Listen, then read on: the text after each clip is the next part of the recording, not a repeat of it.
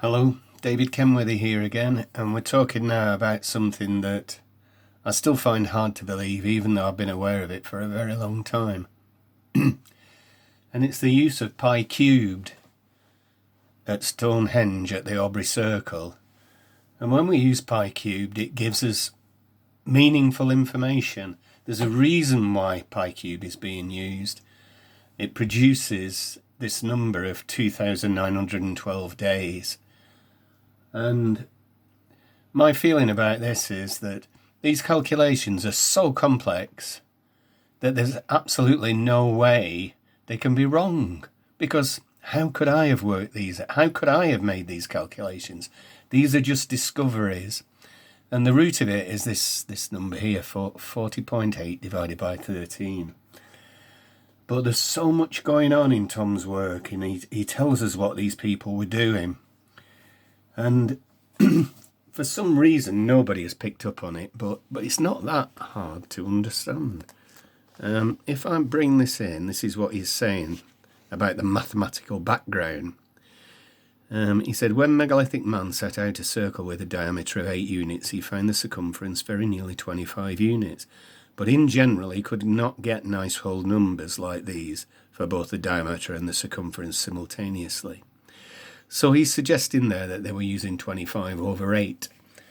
And that is 100 over 32. It's this number here. And it's Babylonian pi. Now, I don't have to go into that. It's very well known in metrological circles that Babylonian pi was 100 over 32. And there's a reason for that. And one of the reasons is this number, 100, Thom suggested, was universally sacred. So that's why they're using it here. They're putting 100 into the circumference. Now, the other versions of pi are what I call Giza pi, because that's used within the design of the Great Giza Pyramid. That's based on 44 over 7, which is 2 pi. So we've got 22 over 7, we've got 40.8 over 13, and 100 over 32. These are the three versions of pi. Now, when we multiply this by this, we get pi squared, which is 897.6, and we know that's the Aubrey Circle circumference divided by 91. So we know that 91 can, in this instance, represent days. But we get 9.8637363. Now, that could be representing one day, but I don't think it is. I think the Aubrey Circle itself represents one day at 897.6. We need to multiply it by 91 to find its true value, because this 91 gets cancelled out. Now, pi cubed in this arrangement is 897.6 over 2912, and it's 30.824176. So what we're finding here is that pi cubed is working at Stonehenge, but it's expressed as linear measure. It's expressed as the circumference of a circle. And that is the level of complexity that these people were working at. They were hiding cubic units in linear measure. And they do it at the Great Pyramid, and they've done it here at Stonehenge. And for me, this evidence is conclusive evidence that Thom got this measure of 897.6 being 330 megalithic yards exactly correct. Now, we're going to look at another unit of pi, because this is so obviously something that Thom understood. And then we're going to reconcile all these units of pi together. And the additional version of ancient pi approximate is 89760 divided by 28.571.43, and that's 3.1416. Now, if we multiply 89760 by 3.5, we get 314,160 divided by 100,000, which is 3.1416. And this is a base 100 version of pi. And we find it in his book on pages 31 and 47. So first let's look at page 31.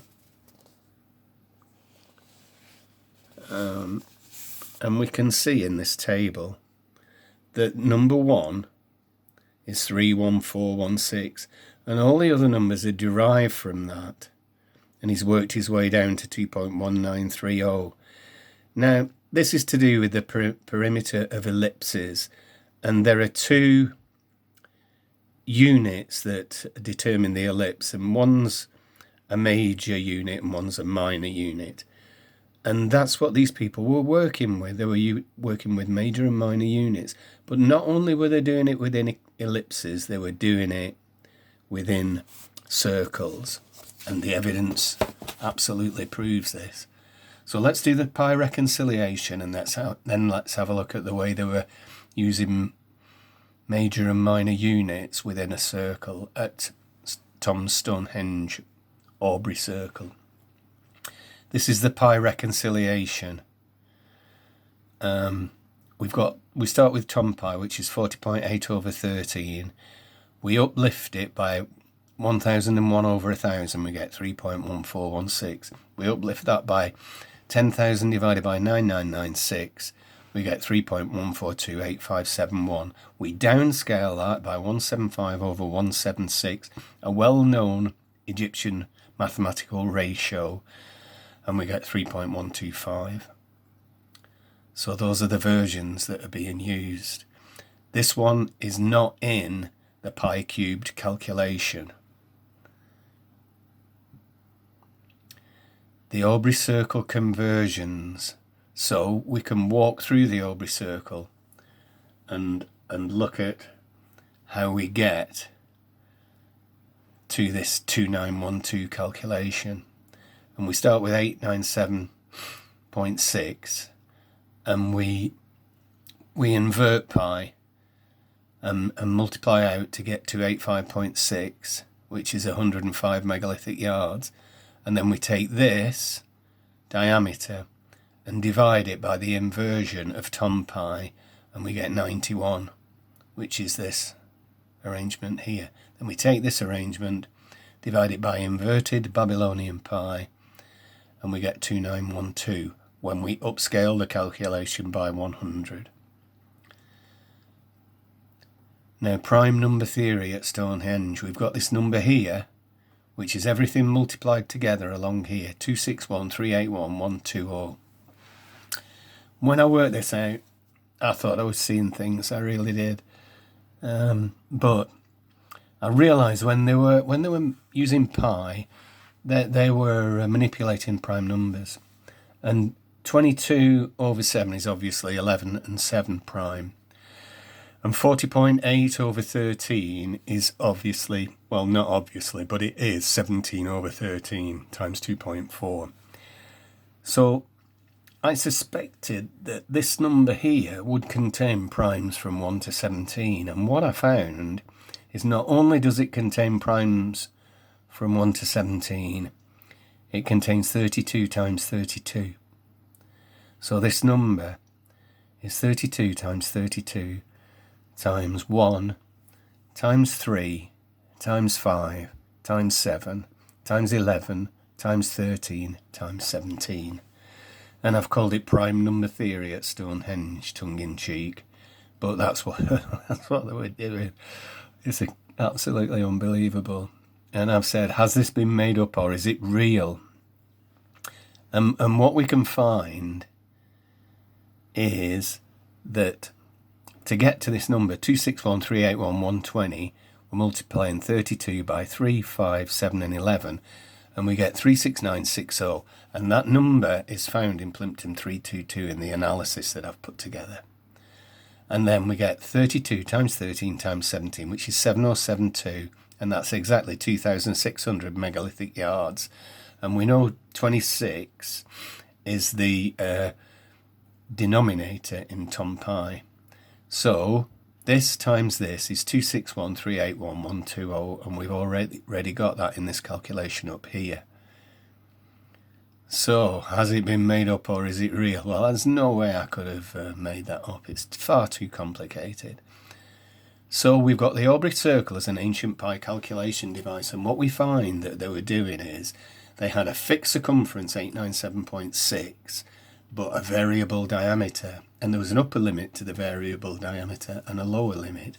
The upper limit was 286 feet and the lower limit was 285.6 feet. And between those two limits, we can find any version of pi that we want. And Thom pi is below what we refer to as the actual accurate pi that we use today. And 22/7 is above it. So somewhere in the Aubrey circle, we're hitting, with the right diameter, we're hitting accurate pi, which nobody knows. Nobody can work it out. And when our mathematicians tell us that they're working it out, they're telling porky pies. They're not working it out, believe me. But these people knew where it was. They weren't saying they could find it, but they had a method that allowed them to approximate values against upper and lower limits for pi, which is a fantastic mathematical device. And this is working at Thom's Aubrey circle. And the range in the diameters is 286 minus 285.6, which is 0.4 feet, which is 4.8 inches. This is the range of diameters between Thom pi, pi lower limit, and Giza pi, upper limit. And that's it for now. I'll just tell you where the evidence is in Thom's first book. Reconciliation of Pythagorean triangles to Plimpton 322. I've got to show you this before we stop. I can't remember where it is now. I think it's in the mathematical bit.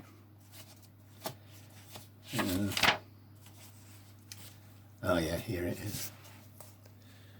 Right. If we look at this now, I've done a tick and it says agrees Plimpton 322. And Thom said, limiting the hypotenuse to 40, there are 6 true Pythagorean triangles. These are, and he gives the 6, and the ones I put ticks against are the ones that are in Plimpton, and the ones with crosses against are the ones that aren't. But if we look at the 3, 4, 5, which is the first one, that's in the megalithic cross, which was already covered. And 5, 12, 13 is Robin Heath's lunation triangle, which again we've already covered in previous presentations. So really, the evidence is just staring us in the face, and nobody has taken the trouble to properly look at what Thom has been telling us, and nobody's taken the trouble to reconcile his findings. But now we've got something that we can really work on, and all this ties into Plimpton 322. That's it for now. Thank you.